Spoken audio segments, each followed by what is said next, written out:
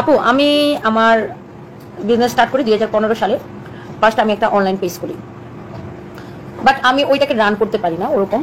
ওই পেজটার নাম ছিল অনলি সানবিস, ওই পেজটার নাম ছিল শুধু সানবিস। সো তখন এত বেশি মানুষ ফেসবুকে ইউজ টু ছিল না, বা আমারও ওইখান থেকে যে ইনকামটা আসতো ওটা দিয়ে আমার সংসার চলতো না। সো তারপর আমি ওটা বন্ধ করে দিই, ওটা করা। দেন আমি হচ্ছে অন্য কাজ করি, অন্য বিভিন্ন প্রিন্টিং প্রেসের, তারপর আমি একটা এয়ারলাইন্সের সাথে কাজ করি, মানে অনেক কিছু করি। তারপর আমি একটা লাস্ট আমি একটা মানে একটা একটা কোম্পানির সাথে মানে কাজ করতাম, ওয়ার্কিং পার্টনার হিসাবে ওদের মার্কেটিংয়ের সাথে কাজ করতাম, সেটা অনেক আগে। তো তারপরে 2019 সালে হচ্ছে মানে এগুলো করতে করতে 2019 সাল চলে আসে। 19 সালে আমার ছেলে হয় সারপ্রাইজ অক্টোবরে, আর নভেম্বরে আমার বাবা মারা যায়। তো আমার বাবা মারা যায়, আবার সারপ্রাইজ ছোট, সবকিছু মিলায় মানে আমি চিন্তা করতেছিলাম যে আমি আমার আগের প্রফেশনে ব্রেক না করে কি করা যায়। আমি তখন ভাবছি যে অনলাইনে তো এখন আজকাল অনেকেই করতেছে, সো আমি নিজের আগের বিজনেসটাকে আবার দাঁড় করাই। সো ওই যে আমার যে 2015 সালের পেজটা ছিল ওইটাকে আমি আবার রান করা শুরু করি। সো ওইটা আবার আপনার 2020 সালের শুরুর দিকে, 2020 সালের জানুয়ারির দিকে, তখন আমি 15,000 টাকা নিয়ে আমি আপনার ইসলামপুরে যাই, পুরান ঢাকার ইসলামপুরে। ওখান থেকে ঘুরি, ওখান থেকে কাপড় কিনি। তারপরে আমি টাঙ্গাইলে গেছি, সিরাজগঞ্জে গেছি, মানে আমি প্রচুর ঘুরছি কেনাকাটার আগে। সো তখন আমি দেখা যেত আমি নিজেই কাপড় কিনে নিয়ে আসতাম। আবার অনেক সময় দেখা যেত যে আমি ইসলামপুরে যাই, ওখানে দোকানদারদের দোকানে রেখে কাপড়ের ছবি তুলে নিয়ে আসতাম, ছবিগুলো পোস্ট করতাম, অর্ডার আসলে যা কাপড়টা নিয়ে আসতাম। কারণ সব কাপড় যে কিনে এনে স্টকে রাখতে পারবো ওইরকম পুঁজি তো আমার ছিল না। এই জন্য দেখা যেত যে দোকানদারে বলতাম যে ভাই একটু দেন ছবিটা তুলতে, অর্ডার আসলে তারপরে এসে নিয়ে যাবো, এইভাবে আমি করতাম। সো তারপরে আপনার টাঙ্গাইলে যেতাম, টাঙ্গাইলে যে তাঁতির কাছ থেকে ছবি তুলে নিয়ে আসতাম প্রোডাক্টের। সো তারপরে দেখা যেত যে অর্ডার আসলে তাঁতি আমাকে পাঠিয়ে দিত, এরকম করে করে তারপরে আস্তে আস্তে আমার পুঁজি বাড়ে। দেন আমি মার্চের দিকে আমি হচ্ছে গুলশান পুলিশ প্লাজার শোরুমটা নিই। তখন পুলিশ প্লাজা মার্কেটটা এত জমজমাট ছিল না, একটু মানে কি বলে মানে ডাউন ছিল আর কি মার্কেটটা ওই সময়। তখন আপনার তাও আমার দোকানটা অনেক ভিতরে, আমি একটা দোকান নিচ্ছি।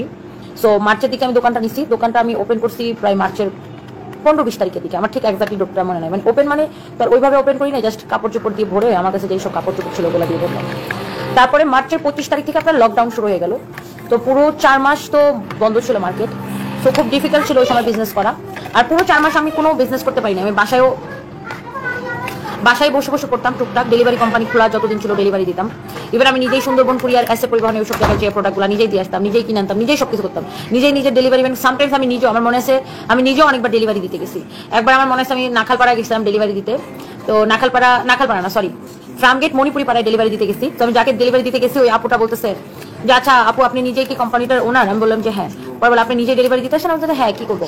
সো এরকম দেখা যেত যে সামটাইমস আমি আশেপাশে হলে ধরেন বনানী গুলশান এদিকে আমি নিজেই ডেলিভারি দিয়ে দিতাম।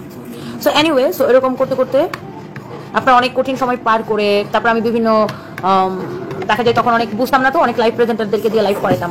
বাট দেখা যেত যেটা ইনকাম হইতো ওইটা ওদের চার্জেই চলে যেত, মানে আমার নিজের কোনো ইনকামই থাকতো না, আর উল্টা লস হইতো। সো তারপর আস্তে আস্তে ওখান থেকে বের হয়ে আসলাম, লাইভ প্রেজেন্টারদেরকে দিয়ে লাইভ করাই না। তখন আমি ভাবলাম যে আমার নিজেরই আসলে ক্যামেরার সামনে দাঁড়ায় কাজ করতে হবে, কারণ যেটা লাইভ প্রেজেন্টাররা পারে সেটা আমি কেন পারতেছি। তো এইভাবে হচ্ছে বেসিক্যালি আমরা মানে আমার হচ্ছে ইয়া হয়।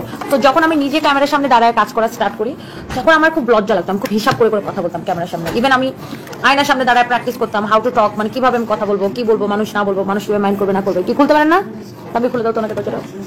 সো তারপরে আস্তে আস্তে দেখা যায় যে প্র্যাকটিস হয়ে গেছে। তারপরে যখন আমি আর আমার হাজব্যান্ড একবার আমরা কক্সবাজারে গেছি, সো ওখান থেকে আমার হাজব্যান্ডের ছবি সামহাও ভাইরাল করে দেয় মানুষ।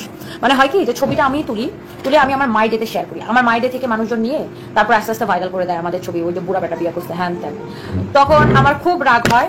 তখন আমি ফার্স্ট কক্সবাজার থেকে একটা লাইভে তখন আমার মুখটা আর কি খুলি, তখন আমি খুব ধুলাই দিই কয়েকজনকে ধরে, তোর বাপের কি, আমি বুড়া বেটা বিয়ে করছি, তোর কি, এরকম। তারপর ওখান থেকে আমার আস্তে আস্তে মানে আমার কথা বলা শুরু হয়, প্রতিবাদ করা শুরু হয়। তারপরে থেকে আর কেউ কিছু বললে আর ছাড়তাম না আর কি, বিকজ আমার হাজব্যান্ড আসলে খুবই সাপোর্টিভ একজন হাজব্যান্ড। ধরেন ওর সাথে আমার কোনো টাকা পয়সার রিলেশন না, বা আমি কোনোদিন ওর থেকে টাকা নিই না, ও আমার থেকে টাকা নেয় না।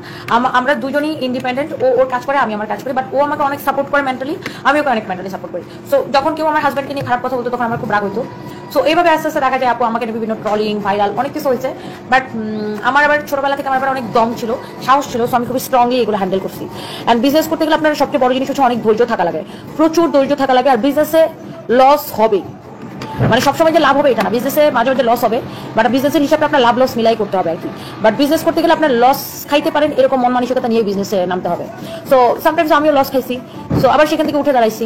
মন ভাঙি নাই, মন কখনোই আমি ভাঙি না, যে কোনো প্যারেশানিতে থাকলে মন ভাঙি না।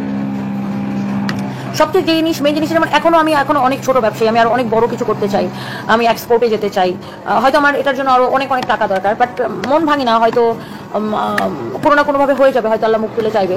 সো আর সবচেয়ে মূল জিনিসটা হচ্ছে আমি অনেক কাজ করি। আমাকে দেখবেন আমি সপ্তাহে 7 দিন লাইভ করি, আমি কোনোদিন অফ ডে কাটাই না। বাংলাদেশে আমি যতক্ষণ থাকি, যতদিন আমি থাকি, প্রতিদিন কাজ করি। সো আমি আমার মেইন জিনিস হচ্ছে যে আপনি যখন সৎভাবে পরিশ্রম করবেন এবং আপনার পরিশ্রমটা যখন একটা গঠনমূলক পরিশ্রম হবে, মানে একটা জায়গা মতো হবে, তখন আপনি ডেফিনেটলি আপনার